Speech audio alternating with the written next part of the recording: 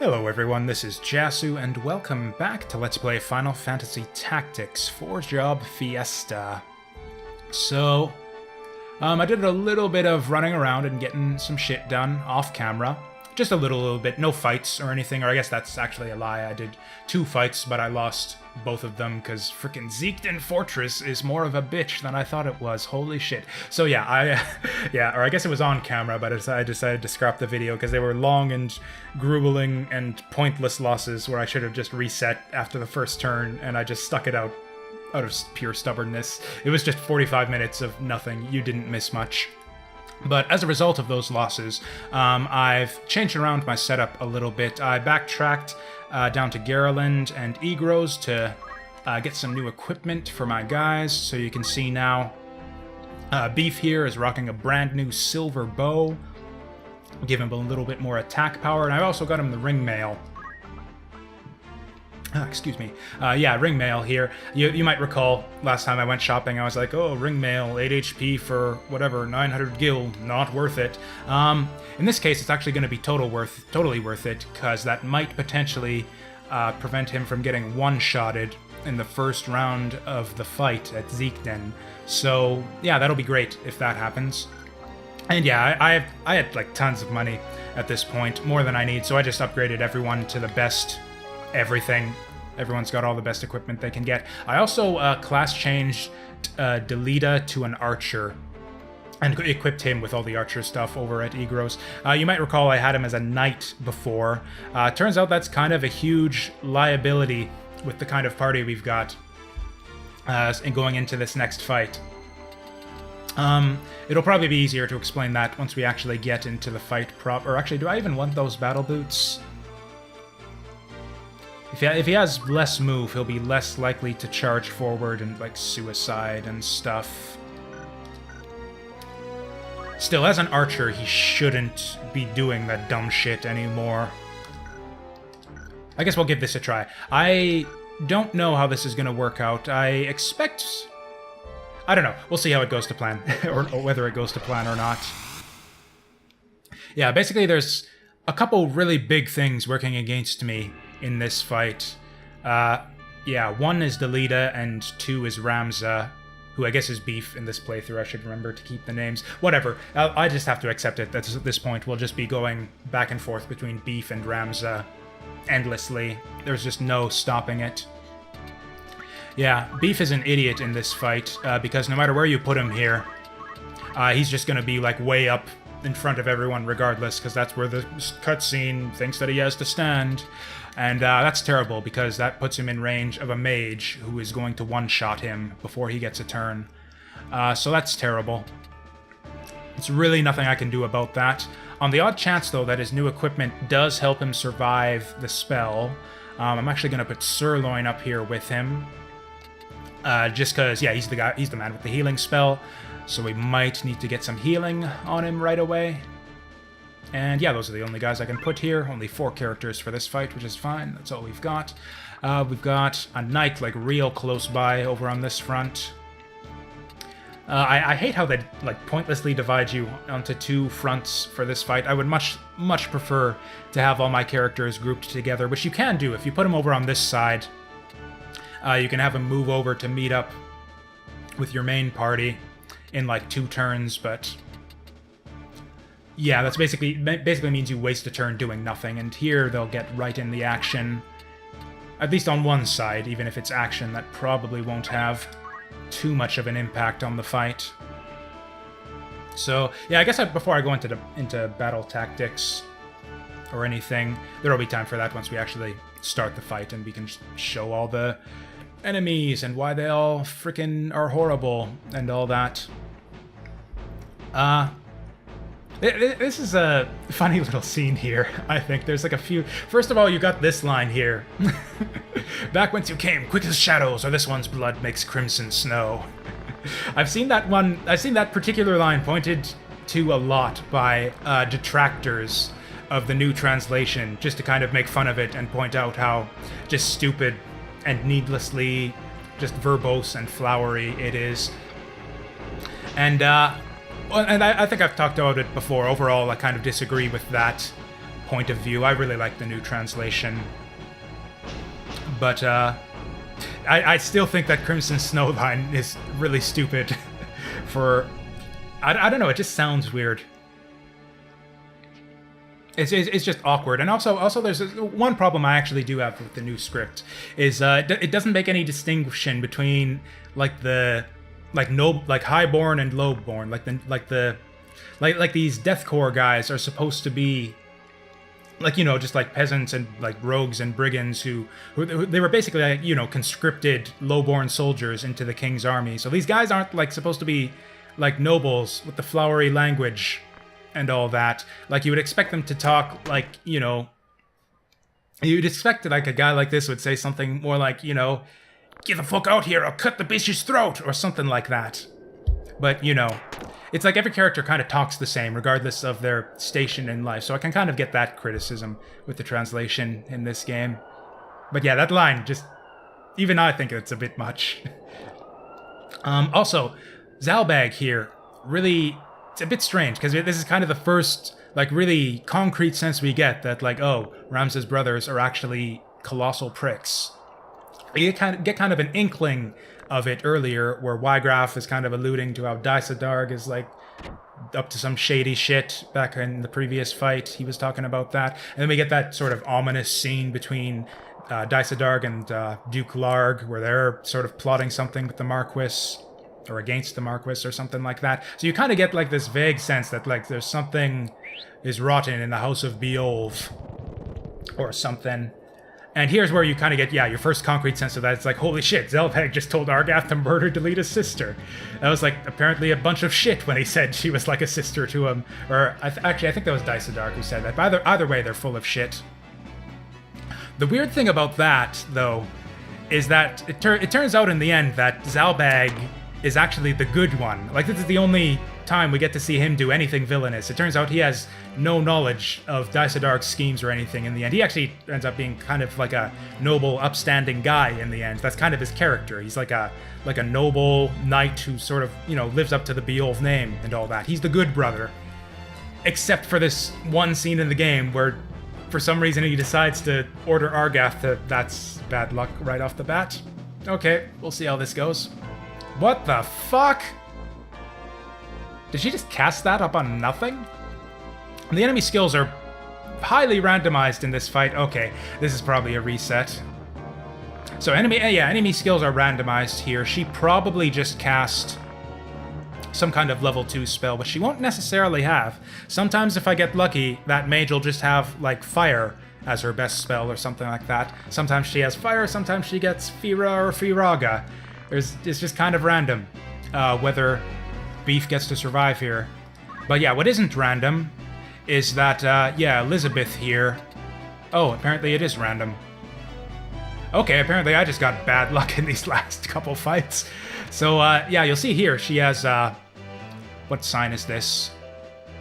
Of Libra. Which is, what's her compatibility? Probably, like, good or something with Beef here. Okay, good compatibility. What actually happened is the last 2 times I've tried this fight, because I mentioned I lost this fight twice already. Last 2 times I did this fight, she had, I think, Sagittarius, which is best compatibility with Beef. Which means that, like, even a level 1 fire spell would, like, knock him out completely. So there's actually a couple bits of randomness that can go wrong here. No matter what, she's just gonna move forward and cast a spell on him. There's nothing I can do about that. But what is random is, I guess, her sign, which I thought was fixed to Sagittarius, but I guess isn't. I guess it isn't. And also what the spell that she's gonna cast. So I should probably reset this. I guess we'll see. Can I one-shot her in return? No. Yeah,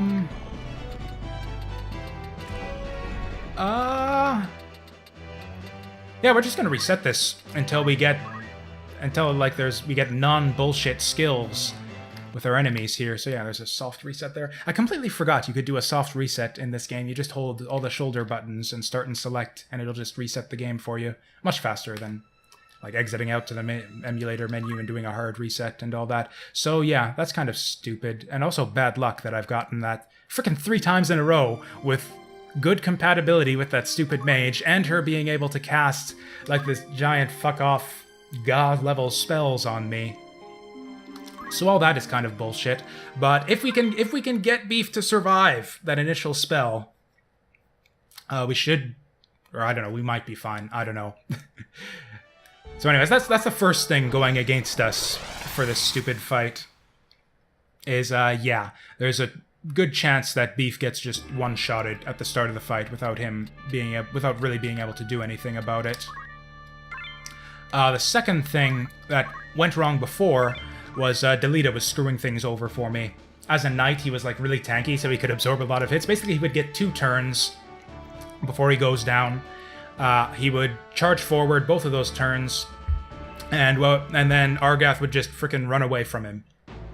Run all the way back into the corner and just kite him and keep shooting at him on his way back, which basically means Delita charges forward, pushes Argath back into the corner, and then I've got to get through all of Argath's stupid little soldiers to get to him, which is just, you know, I'm not going to be able to kill every frickin' thing on the map by the time Beef crystallizes. So yeah, that was horrible. So what I want instead is for Delita not to charge forward and for him to hang back and like lure Argath in, because Argath will charge in like a moron. Like he's a kind of, you know, got that stupid guest AI too. I think he's kind of fixated on Delita for this fight as well. So yeah, as long as Delita kind of stays back and doesn't chase Argath away, we might be able to lure him in and kind of beat on him a little bit. We got that Ramos spell that should help. We got our Thief over there that can steal hard his entourage, and they can start beating on him too. If frickin' Beef survives, he can be doing like level 7 charge attacks on him too. Like if we can get Argath to move forward against Delita, he should go down pretty quick. That's the plan, at least. That's what I'm banking on here. We'll see if it works or not. This is the first time I've done this fight. Or I guess this is now the second time I've done this fight with the new kind of class and items setup that I've got here. But yeah, the first 2 fights, I just played this really stupidly. It's like, I should have done what you just saw me do, which is just reset as soon as as soon as I know Beef is going to get one-shotted. Oh, he's blind. Oh, that's probably a reset too. We're going to need Delita to output some damage in this fight to make sure Argath goes down ASAP. So that kind of sucks. Yeah, the thing with this fight is actually, unlike the previous couple boss fights, or like, you know, where we had to take down Wygraf and Maluda, who were pretty threatening in their own right. They had like strong melee attacks, good supporting skills. Wygraf had the stupid sword arts. Maluda, I think, had the monk skills. Oh, hey, wow, okay. So yeah, he's gonna survive here. Okay, we might actually have a real fight on our hands here this time. Or I don't know, Delita getting blinded is pretty not good, but... Okay, so now what's going on here? Both Argath and this Black Mage did a move and an act, so they're down to 0 CT, which means I can stay put. I don't want to do an aim attack because that'll put him in a charge state, which means that the incoming spell would do extra damage and probably would one-shot him. So instead, we're just gonna shoot her. 45. You know what? What was the incoming damage on this spell? Do I get to see that? I don't think so. I think it was like 60. I think an aim attack... I think we would survive even if we do get an aim attack in here.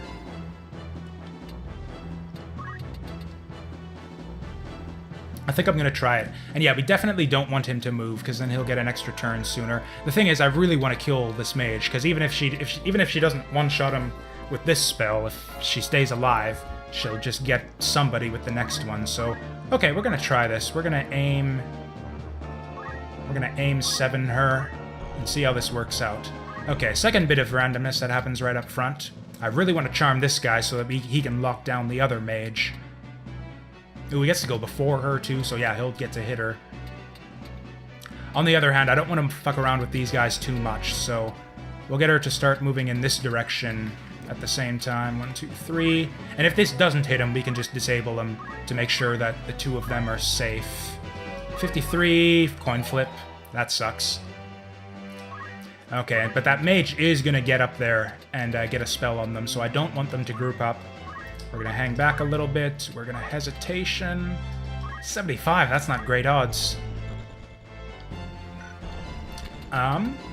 Okay, so ideally what's going to happen here is they're all going to charge down next turn. And then he's just going to run forward and lightning bolt the shit out of them. It's going to be the Wrath of Zeus on them all, and... Or actually, how many Ramus can I get on them? 24. Oh my god. I've got... Okay, forget Moogle. I've got exactly enough for 2 Ramus here. I think this is the key to victory. If I can summon Ramu twice on Argath, and he doesn't auto-potion them, I think we might be good. So what's the most advantageous CT I can get? Okay, so this guy... Yeah. Sirloin is slower than the others. He's only speed 5. Oh, he's got higher CT than Argath, though. Oh, I'm gonna have to math this out, because, yeah, I want Argath to get a turn... Yeah, I want Argath to get his next turn before Sirloin does, because then I'll be able to summon on him. So at 20 CT... You know what, fuck it, I just, Yeah, his turn is guaranteed to get first if I just have him move. So we'll just have him move to set his CT down a bit lower. Because, yeah, at 40 CT, Sirloin would get to go before Argath, and he wouldn't get the summon spell in. Okay, just like I thought. Damage boost wasn't nearly enough to kill him there. And I really need this to hit. Although, frankly, these two might well become irrelevant to this fight. Okay. And, yeah, double plus irrelevant, since I think they're gonna fucking die. Oh, aim +5. I could have sworn I had +7 on him. Oh, you fucking wanker. Oh, that's gonna block my bow too, isn't it? I was counting on being able to finish... No, you... Fuck! Okay, random skills are fucking me over here again. Oh, I needed to one-shot her so badly. Although, with that said... They didn't charge forward with Argath. Argath is probably gonna charge forward and go for Delita, which means he's gonna be just up on his own and vulnerable. Which means we might be able to get the double Rama on him. I think that's just how we do it. I think we just burst him down before yeah, anything else bad happens. Oh yeah, he's just gonna keep going for Delita.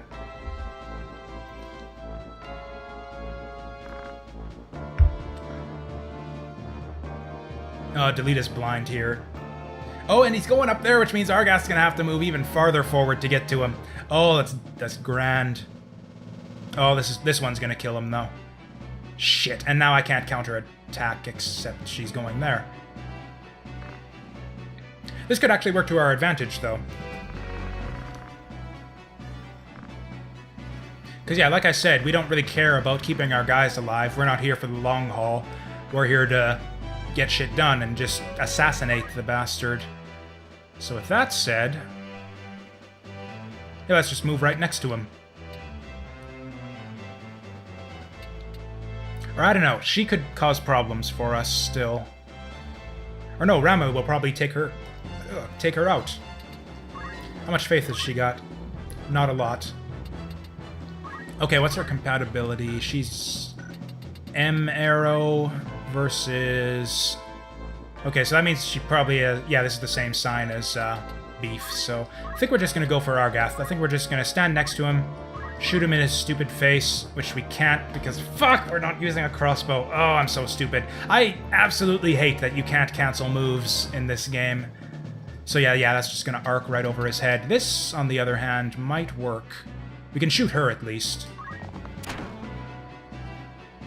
Okay, and then the Rama will kill her for sure this time. What else do we want to do? Can I get in range? Because I don't really care about that guy there, because he's only got 3 movement. He's not going to be able to catch up to me. 1, 2, 3. Yeah, I can't get any of them. So what we're going to do instead... Oh, who's being casted on right here? Was it T-Bone or Brisket? Okay, it's Brisket. There's almost no point in charming this guy since he's going to get Fira'd anyways.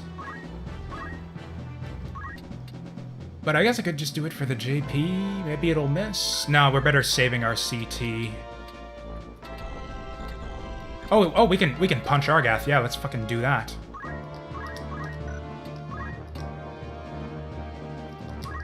No auto potion. Fuck. Okay, so that just gave him 6 free HP. And oh yeah, I was talking earlier. The thing about Argath in this fight, you know what? I think we're just gonna, or no, she's not gonna survive anyways. Yeah, she's not gonna survive this spell, so we might as well just hit him. The thing about Argath is that he's annoying and kind of difficult to kill. Like, he's a little bit tanky, he's got the shield, he's got the stupid crossbow, which means he'll run away from you sometimes. But he's not very threatening. He can't, like, output damage the way Miluda and Ygraf can. Yeah, this spell is gonna go off before... Or I actually want to make sure that Knight gets caught in it, too. 1, 2, 3, 4... That'll keep him out of range of everything, yeah. Oh, wow, it's gonna get all 3 of them. Nice. And big damage on Argath. Okay, not bad. No auto potion. Fantastic. Get him! Ooh, crit. I think we're doing it. I think this might actually be the run. Like, this won't kill him, but the next one should, if he doesn't auto potion. Oh, fuck, that did it. Damn, that was easy. I think we even got it before his stupid dialogue thing, too. Or, oh yeah, that's obscure. I don't think I mentioned, way back when we first met Argath on the, whatever the fuck plains, you get the choice to help him or not. If you choose not to help him, you get a permanent boost of 1 brave to, I think, all your party members, maybe just Ramza, I'm not sure. But that gets taken back here if you let this fight go on a certain amount of time. Argath has a line that he'll spout mid-battle where he basically calls you a jackass for not resolving to save him on the Mandalia Plains fight. And then you'll lose 1 permanent brave. So it's, you know, easy come, easy go. But if you can kill him fast enough, that won't happen, and you get to keep your brave. It's 1 brave, and I don't even know if it applies to your whole party. I think it's just beef. But, yeah, this is, yeah, Titra's sad. Or I guess she's dead already, I guess, probably. And now Delita's apparently... You'd think he would be dead after this, considering what frickin'... Like, this thing is going... This fortress is about to explode on him. Like, apparently he survived that, because we know he survived that from the, you know, prologue. Oh, speaking of which, that's one nice touch that I like about this fight that I didn't mention, but the music that played in this last fight of the chapter is actually the same music that you get for the first fight in the chapter. I think it's called Trisection on the soundtrack. And, yeah, I just think it's kind of nice how they, like, start and end on the same battle track. Kind of neat. Like, not the first battle in, like, Garland with your recruits and all that, but, like, before the flashback, when you're fighting with Egrias and Gafgarian and all your AI buddies in, I think it's the Orbone Monastery? Anyways, that went way faster. Way faster than I thought it would. We're gonna go over our old save there. But yeah, that's Argath. A pain in the ass to kill unless you can lure him in like that and burst him down. We got pretty lucky with auto potion not proccing that fight too. Because he's got innate auto potion, which you saw the one time. If that goes off too much, he can be really, really irritating to take down. Although, alas, we're not going to have our summoner around much longer. In fact, I think he probably gained his 4th level in the summoner class right in that fight, so yeah, we probably aren't going to get to see him ever again. Or, I mean, we'll see him. He'll still, you know, Sirloin will still be Sirloin, but he won't be a summoner. I think Oracle is next on the list.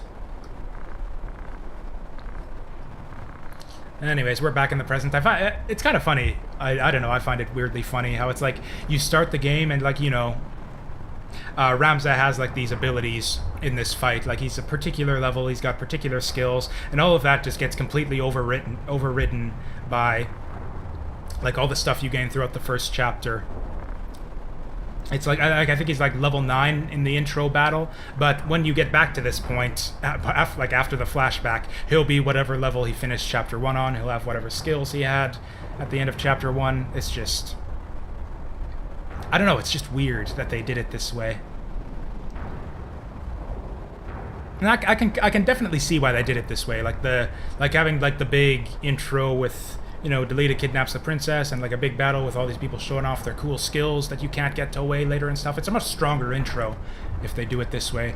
We aren't going to be able to use these guys, but we're going to allow them in anyways so that we can strip them naked and kick them to the curb.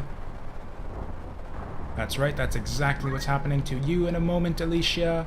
And Lavian, what the hell kind of name is that?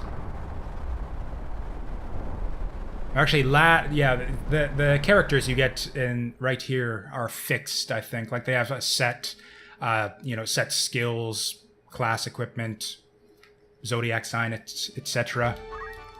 And their names are fixed, too, which is... and I typically, like, way back when I was a kid, I'd typically, like, replace my Chapter 1 characters with these guys, just because... or if I remember correctly, I think they start with some pretty good stuff. Okay, not great stuff, but they got a couple skills in their starting classes. Okay, they got one skill, and it's the worst one. Okay, maybe I was just dumb as a kid. Yeah, these guys have shit for starting skills. I don't know why I ever used these losers. Yeah, and yeah, with all the grinding I did in Chapter 1, I have no idea why I replaced my starting Chapter 1 crew for these rejects. Anyways, they're like double plus rejects. This time we're gonna dismiss every last one of them. Don't even care what your excuse is. Oh, or I guess I have to care what his excuse is, since he's not gonna let me dismiss him. Or actually, is any of their equipment like an improvement over what we have? I don't think it is. Or actually, I don't... Or is there a way to... That's right, view list is the way that you look at the items in your inventory. Yeah, because it's all knight stuff, and we don't have anyone who can equip any knight stuff whatsoever.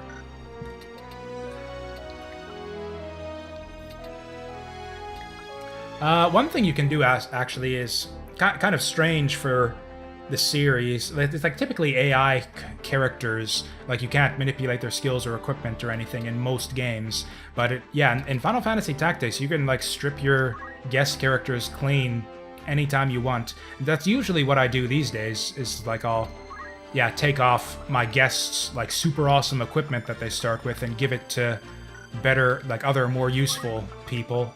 But in this case, I don't think we have a single character who can equip any of this stuff. Or I guess the Power Gauntlet we could change, but I think I actually want Gafgarian to have that. Yeah, as was the case in most of Chapter 1.